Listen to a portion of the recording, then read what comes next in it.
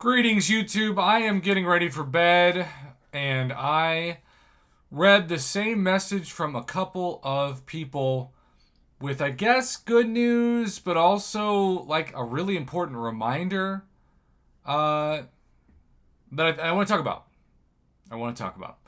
So, here's the deal: we have ourselves a new system, a system that doesn't care how much you spend on energy refills, in terms of, I guess I should call them arena refills, to refresh your champions, how many units you spend on featured Cav crystals or even featured Grandmaster crystals if you're going for the 5-star, though I would never recommend that, to get the new featured champion. Other than, I don't see Kabam ever changing prestige. I think that is locked in.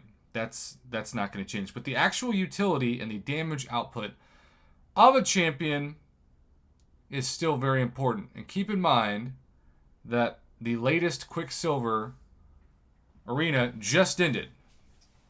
It just ended on Thursday. And now it is technically Friday. So, shout out to everybody here from Galen of Ta to Samuel, to the usual suspects, NY718.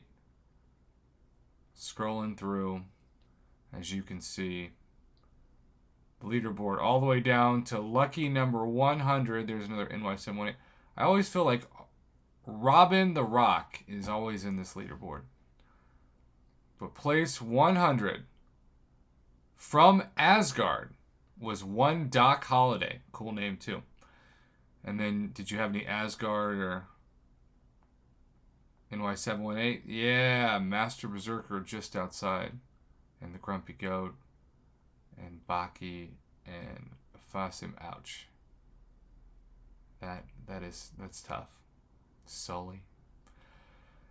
So, here's the deal, y'all. Human Torch, we already know something connected with him. The OG Scarlet Witch synergy got, quote-unquote, nerfed. It got weakened. It got lessened. But we also know, thanks to our friend of the channel, great interview, KT1, that Kitty Pryde and, equally, if not even more notably, Hercules, would have been nerfed, would have been tuned down, whatever words you want to use, had this program been around.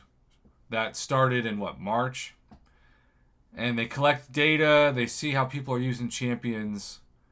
And I do think that this is awesome when they tune the champions up. I thought Nebula was great. They tuned her up, she became even better. So when you have champions like Nebula, it's awesome. And I think the best example this year of a nerf a buff for an older champion that the original felt like you nerfed the comic book champion, but now it's great, was Storm. However, we have seen the language from Kabam today, and while there is some good news, I suppose, if you went for these champions, it is an important reminder just how easy Kabam can now legally, I guess, since they gave us a heads up, technically, how they can legally tune down somebody. So, let's go to the forum post from the MCOC team. Hey all, the Balance team here with an update on Wong and Rintra. We recently completed our internal process for evaluating Wong and Rintra and will not be making any changes to their kits. We're seeing Wong do well, both in terms of damage and survivability in longer fights such as Labyrinth of Legends and story content, where he has the room to stack up his spells. With Rintra, we're seeing players charge through some tough fights in Alliance War, taking advantage of his powerful neutralize versus top Cosmic Defenders and other buff matchups, and are happy with where he's at in other content as well. All in all, we're happy with where both champions have landed in the Battle Realm, and we'll be leaving them as is. So, I suppose, that's good news, objectively speaking, for Rintra and Wong. But this is a reminder that had they been more like Hercules or Kitty Pryde, Kabam could have stepped in and said, we're going to rescale them back. And had you gone for them, especially in the arena or in featured Cavalier Crystals, you would have been, though understandably upset, you would have been, in Kabam's eyes, completely within the terms of conditions to not get any refund or even any rank down tickets, I assume, because at some point we're going to see this come into play. And here's my question, because this system was not around with Hercules and Kitty Pryde, two champions that they've admitted they would have tuned down or nerfed in some way. And I know Kabam doesn't like using the word nerf. It is what it is. It's the definition of the word. What happens if we have the next Hercules next month in the new Doctor Doom?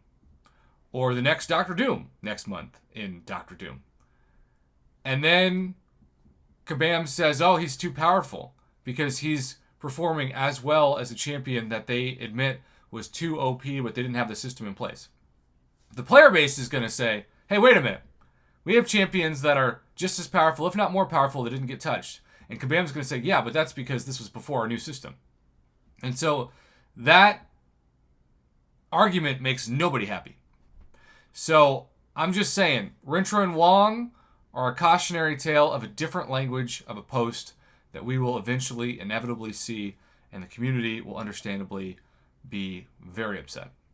So I still think next month, with two hyped up, especially the new Doom champs, and Quicksilver, I don't see anything from the Quicksilver gameplay that makes me think he's going to be nerfed, but I've been wrong before. Knock on wood. But either way, we got lucky. We got very lucky with Hercules and Kitty Pryde, and this is a reminder that Kabam can now, in their new balance team system, deem a champion too powerful, and they, in their own minds and on the forums, have the power to legally and without any fear tune them down. Just keep that in mind when you're throwing units at champions or going for them in the arena, because every time we see a post like this, it could go the other way eventually, and that will be, I think, very bad for the community, even though Kabam, of course, will try to polish the turd that is that moment for the community.